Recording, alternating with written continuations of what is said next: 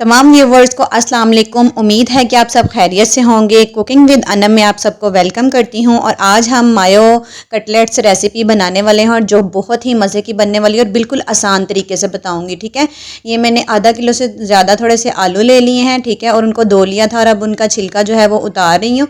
ठीक है, इस तरीके से बताऊंगी कि आपने बिल्कुल भी घबराना नहीं और ईजी हो के जो आपने पहले कभी भी नहीं बनाए तो आप आसानी से घर में बना सकते हैं। ठीक है, ये देखिए मैं छिलका उतार रही हूँ और मैंने इन आलूओं को उबालना है और स्पेशली मैं छिलका उतार के इनको कटिंग करके फिर मैं इनको उबालूंगी। मैं आलू छिलके के साथ ही नहीं उबालूंगी क्योंकि छिलके के साथ आलू उबालने से आलू में लेस आ जाती है और आलू अच्छी तरह से मैं उसको सही नहीं समझती कि हम आलू छिलके के साथ उबालें। ठीक है, ये देखिए मैं इसको स्लाइस में कटिंग कर रही हूँ। छिलके मैंने सारे आलूओं के उतार लिए थे, अब मैं इनको क्यूब्स में कटिंग कर रही हूँ, बड़ा बड़ा रख रही हूँ। ठीक है, और इनको मैंने धो लेना है। इस तरह आपके आलू बिल्कुल ड्राई और खुश्क होंगे, इनमें कोई भी लेस नहीं होंगी, हाथों के साथ बिल्कुल भी नहीं चिपकेंगे और बड़े ही अच्छे जो है ना ये सॉफ्ट हो जाएंगे। अब मैंने इनको साफ़ पानी से अच्छी तरह से धो लेना है। ठीक है, मैंने इनको छिलका भी उतारने से पहले धो लिया था। अब फिर मैं इनको दोबारा एक दफ़ा पानी से वॉश कर लूँगी और वॉश करने के बाद मैंने इसको जो है थोड़ा सा इसमें पानी ऐड करना है। ज़्यादा हमने फुल भर के इसमें पानी नहीं ऐड करना, नॉर्मली भी बस के आलू जो हैं वो आपके पानी में डिप हो जाएं, जस्ट इतना पानी डालना है और मैं इसको चूल्हे पर रख दूँगी। ठीक है, इतना जस्ट इतना पानी डालना, ज़्यादा नहीं डालना। चूल्हा हम तेज़ कर देंगे और जब ये पानी को उबाल आना शुरू हो जाएगा तो हम चूल्हा हल्का कर देंगे। ये देखिए मैंने डाम के रख दिया था। 10 से 15 मिनट में हमारे आलू जो थे वो सॉफ्ट हो गए हैं, नरम हो गए हैं। ये देखिए मैं आपको चेक करवा देती हूँ। ये देखिए बिल्कुल सॉफ्ट और नरम आलू हो गए हैं। पानी अब हम अलग कर लेंगे, आलूओं को निकाल के ठंडा होने के लिए रख देंगे। ठीक है, चले मैं अब आपको बताती हूँ। ये देखिए आलू ठंडे हो गए थे और ये देखिए बिल्कुल इनमें कोई भी लेस नहीं है, बिल्कुल अच्छी तरह से आलू बॉईल हो गया। और आपने हमेशा आलू इसी तरह बॉईल करनी है। मैंने एक प्याली जो है ना चिकन लिया, उसको रेशे कर दिया। इसको भी मैंने धो के तो इसको मैंने पीसीस को जो है इसके रेशे रेशे कर लिए हैं चिकन के। और ये काली मिर्च हाफ़ टी स्पून लिया, हाफ़ टी स्पून मैंने दादर मिर्च लिया। इसमें सादे से मसाले जाने हैं, ज़्यादा स्पाइसेस इसमें नहीं जाने। ये धनिया हरा है और सब्ज़ मिर्च है। ये मैं सब्ज़ मिर्च थोड़ा कम रख रही हूँ क्योंकि बच्चों ने खाने हैं। और ये सूखी मेथी है, सूखी मेथी मैं 1 चम्मच इसमें भर के डालूंगी। और दूसरा इसमें हस्बे ज़रूरत आपने नमक यूज़ करना है और सूखा धनिया पाउडर यूज़ करना है। और अब मैं इसको अच्छी तरह से मैश करूँगी। ये मेरे पास कॉर्नफ्लोर है। ठीक है, ये मैं बाद में ऐड करूँगी। थोड़ा सा इसको मैश कर लेते हैं पहले हाथों से अच्छी तरह से। ठीक है, हाथ से ज़रा अच्छी तरह काम हो जाता है। और किचन में जब भी काम शुरू करें बिस्मिल्लाह पढ़ लिया करें और हाथ अपने धो के तो काम शुरू कर लिया करें बिस्मिल्लाह पढ़ के। ठीक है, और ये देखिए मैं थोड़ा सा मैश होने के बाद इसमें कॉर्नफ्लोर जो है वो ऐड करती जाऊँगी। ये तकरीबन 2 चम्मच मैं इसमें ऐड कर रही हूँ, ज़्यादा नहीं ऐड करी क्योंकि ज़रूरत ही नहीं है।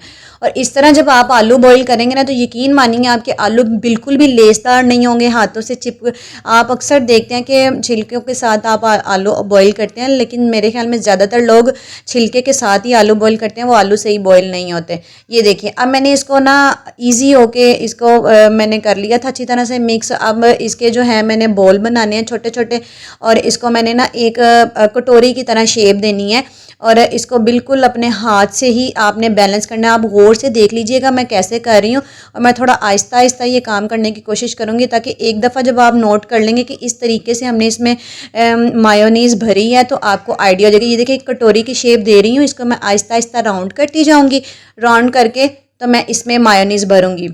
मायोनीज़ को हमने बिल्कुल भी किसी प्याली में नहीं निकालना और चम्मच के साथ नहीं डालना, वो फैल जाएगी। और जिस साशे में हमें मायोनीज़ मिलती है हम उसी को ही अच्छे तरीके से इसमें जितनी हमें चाहिए है हम वो इसमें भर लेंगे। ये देखिए इतना, ये देखिए मैंने डाल दिया। अब मैंने इसको बड़े आराम से हल्के हाथों से इसको बंद करना शुरू करना है।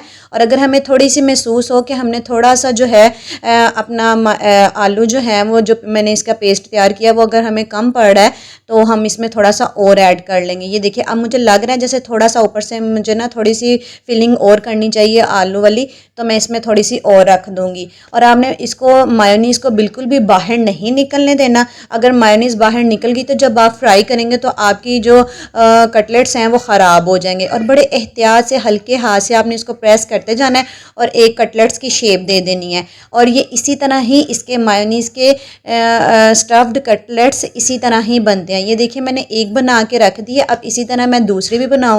चिकन जो मैंने इसमें ऐड किया है वो आप चॉइस है, अगर डालना चाहते हैं तो डालें, नहीं भी डालना चाहते तो कोई इसमें इशू नहीं है। आप खाली आलू के ही कटलेट्स बना सकते हैं। ठीक है, मायोनीज़ फिल करके। इसी तरह ये देखिए मैंने इसमें बना के सारे जो हैं वो रख देने हैं।